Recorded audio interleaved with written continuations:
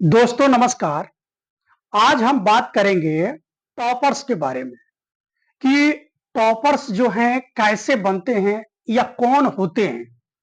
तो सबसे पहला ये चीज समझिए कि टॉपर्स वे होते हैं जो अपने परीक्षाओं में उत्कृष्ट प्रदर्शन करते हैं या उच्चतम अंक लाते हैं।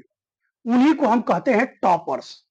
अब ये टॉपर्स बनते कौन हैं या इन टॉपर्स को बनने में वो कौन सी परिस्थितियां होती है जो कि उनको इस श्रेणी में ला करके खड़ा कर देती है। इन्हीं मुद्दों पर हम आज आप लोगों से एक एक पॉइंट टू पॉइंट करके बात करेंगे कि क्या आप भी उनमें से एक हो सकते हैं या यदि आप जो है टॉपर्स बनना चाहते हैं या टॉपर्स बनने की रेस में हैं तो वो कौन कौन से पॉइंट हैं जिस पर आपको वर्क करने की जरूरत होती है। सबसे पहले जो टॉपर्स होते हैं अपने मेंटर, शिक्षक या अपने अभिभावक के मार्गदर्शन में। मार्गदर्शन से सेंस ये है कि उनको कौन सा टॉपिक कहां पे देखना है, कहां पे पढ़ना है। यदि उनके अभिभावक इस तरह के कार्यों में उनकी सहायता कर रहे हैं तो सबसे बेहतर। यदि उनके शिक्षक हैं साथ में और वो इस तरह के कार्य करते हैं तो और बेहतर। तो उनके जब ये मार्गदर्शन में कार्य करते हैं तो इनका कार्य क्या हो जाता है, आसान हो जाता है। ठीक है ना। तो इन्हीं सब पॉइंट को आज हम एक एक पॉइंट में करके आपको बताएंगे कि ये जो टॉपर्स होते हैं इनमें क्या गुण होता है। पहला पहला जो होता है, ये जो अध्ययन सामग्री होती है इनके पास। सबसे पहले जो अध्ययन सामग्री होती है उसको जो कलेक्ट करते हैं उनमें इनमें क्या अंतर, जो सामान्य स्टूडेंट होते हैं और जो टॉपर्स होते हैं उनमें क्या अंतर होता है। जो टॉपर्स स्टूडेंट होते हैं एक ठोस अध्ययन सामग्री जो है इकट्ठा करते हैं, वो कूड़े कचरे को अपने से दूर कर देते हैं और उन्हीं ठोस सामग्री को ये जो है क्या करते हैं आकि बार बार अध्ययन करते हैं। दूसरा चीज ये है कि इनमें मेहनत करने की एक लगन होती है। यानी जो भी चीज इनको दे दिया जाए वो अपने समय प्रबंधन में, अपने समय के दायरे में रह करके और लगनशील होकर के उसको क्या करते हैं कि पूरा करने का प्रयास करते हैं। तो सबसे पहला काम हो गया कि वो अपने मेंटर के देखरेख में कार्य करते हैं। दूसरा कि ठोस अध्ययन सामग्री इकट्ठा करते हैं और उसको बार बार दोहराने का प्रयास करते हैं तथा उसको रीच बनाने का भी प्रयास करते हैं। रीच बनाने से सेंस कि यदि मान लीजिए कि उनको अध्ययन सामग्री मिली है तो उस अध्ययन सामग्री में और सी कौन सी चीजें हैं जिसको जोड़ करके हम अपने नोट्स को, हम अपने टॉपिक्स को मजबूत बना लें। तीसरा बात कि इनमें लगनशीलता होती है, ये मेहनती होते हैं। लगनशीलता का सेंस ये है कि जो भी इनको वर्क दिया गया है उसको अपने समय प्रबंधन, यानी इनमें लगन तभी होगा जब आपके अंदर जो है समय प्रबंधन की क्वालिटी होगी। यदि आप समय प्रबंधन के पाबंद नहीं रहेंगे तो आप कुछ काम करेंगे, कुछ काम को छोड़ देंगे, यानी संपूर्ण टॉपिक जो है आप कवर नहीं कर पाएंगे। तो इनमें लगनशीलता होती है, समय प्रबंधन होता है। दूसरा चीज होता है कि ये संगठन और प्रबंधन पर ध्यान देते हैं। संगठन और प्रबंधन से सेंस क्या है कि इनका जो रणनीति होता है वो ठोस होता है कि हमें 5 घंटा पढ़ना है तो 5 घंटा पढ़ना। प्रबंधन से सेंस ये है कि वो अपने टॉपिक का एक दायरा सेट करते हैं कि हमारा जो सिलेबस है इस सिलेबस में क्या क्या चीजें हैं और उन चीजों को हमें कैसे तैयार करना है।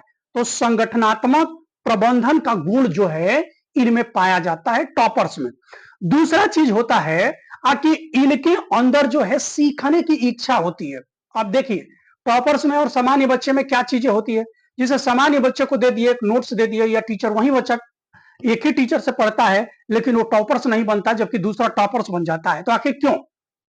जैसे मान लीजिए कि टीचर एक दायरे में रह करके उसको पढ़ाया, जो टॉपर्स बच्चे होते हैं उनको और ज्यादा क्यूरोसिटी होती है कि वो नई नई चीज सीखते हैं। और जब आपको एक दूसरे बच्चे से कंपीट करना है, उसे बेहतर नंबर्स लाना है, तो यदि सामान्य क्वेश्चन यदि लिख रहे हैं सभी लोग एक ही तरह का तो उसमें एक को बेहतर नंबर मिलना जो है मुश्किल हो जाता है।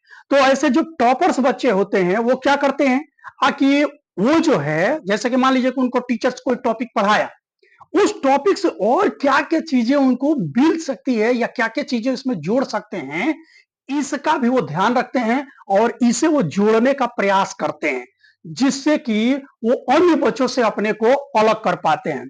चौथी चीज कि इनमें धैर्य और दृढ़ता होती है। देखिए, अक्सर क्या होता है कि जब एग्जाम आता है, बहुत सारे बच्चे पढ़ते हैं, पढ़ने में सभी लगनशील होते हैं, सभी मेहनती होते हैं। मान लीजिए कि एक ही साथ दो दोस्त हैं और दोनों पढ़ने में बेहतर हैं, लेकिन जब परीक्षा आता है तो कुछ को जो है धैर्यशीलता खो देते हैं, कुछ को डर होने लगता है, कुछ को ये लगता है कि हमारा टॉपिक कंप्लीट ही नहीं हुआ।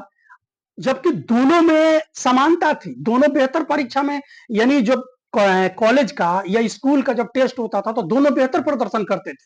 लेकिन जब फाइनल एग्जाम में बैठाते हैं तो इनमें क्या हो जाता है कि इनमें जो है नंबर्स में वेरिएशन आ जाता है। इसके पीछे का जो कारण है कि इनमें धैर्य की कमी, इनमें आत्मविश्वास की कमी हो जाती है, और जब एग्जाम हॉल में जाते हैं ये डरने लगते हैं, टॉपिक को जानते हुए भी उसको सही से नहीं लिख पाते, जिसके कारण जो है इनका मार्क्स कम आ जाता है।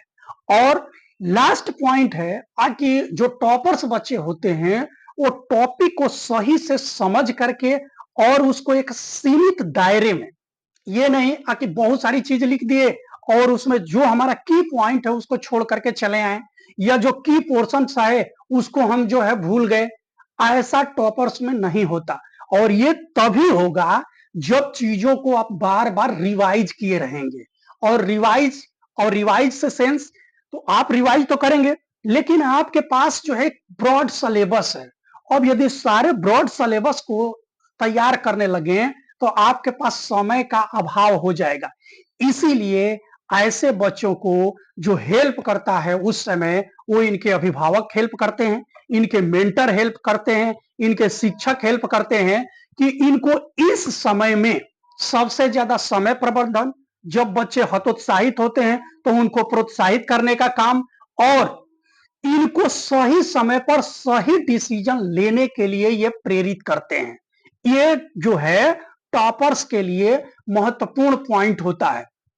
और लास्ट और अंतिम पॉइंट ये है कि टॉपर्स, मान लीजिए कि एक सामान्य बच्चा और एक टॉपर्स बच्चा सभी तैयारी साथ में किए, लेकिन परीक्षा के समय वो अपने हेल्थ को क्या कर देते हैं, बिगाड़ लेते हैं या अपने को अस्वस्थ कर लेते हैं। इसके पीछे का कारण क्या? मान लीजिए कि जब परीक्षा आया वो 10-10 घंटे 8-8 घंटे पढ़ना शुरू कर दिए और अपने हेल्थ पर ध्यान नहीं दिए, अपने भोजन पर ध्यान नहीं दिए, और परीक्षा के समय जो है उनका हेल्थ बिगड़ गया, तो ऐसे समय में उनकी पूरी पढ़ाई बेकार हो जाती है और वो कहीं ना कहीं संपूर्ण जानकारी रखते हुए भी टॉपर की लिस्ट से क्या हो जाते हैं, बाहर हो जाते हैं।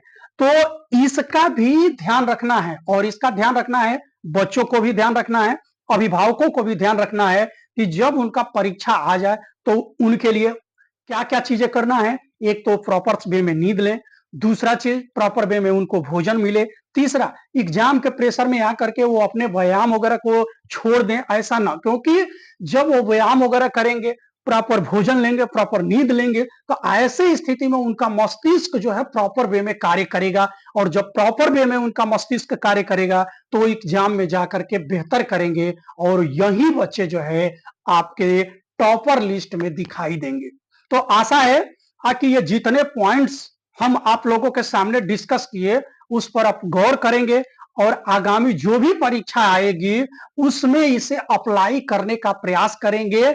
ये आपको बेहतर परिणाम देने का जरूर प्रयास करेगा यदि इन पॉइंटों पर आपने ध्यान दिया तो छात्रों से, अभिभावकों से लास्ट में हमारी यही गुजारिश है, यही रिक्वेस्ट है कि आपके एग्जाम नजदीक आ रहे हैं, और यदि आपका बच्चा चाहता है कि हम टॉपर्स बने तो इन पहलुओं पर आपको ध्यान देना पड़ेगा। और अंतिम बात कि लहरों से डरकर नौका पार नहीं होती, और मेहनत करने वालों की कभी हार नहीं होती, और बिना किए हुए कुछ जय जयकार नहीं होती। तो यानी आपको यदि टॉपर बनना है तो सामान्य बच्चों से हट करके कुछ एक्स्ट्रा करना होगा, तभी आप जो है टॉपर की लिस्ट में आ सकते हैं। मेरी शुभकामनाएं आप लोगों के साथ है।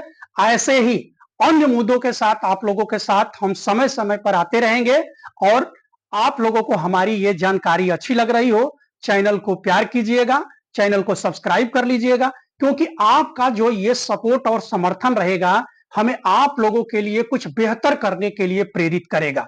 चलिए मिलते हैं इसी तरह की एक नई जानकारी के साथ अगले वीडियो में। तब तक के लिए धन्यवाद, नमस्कार।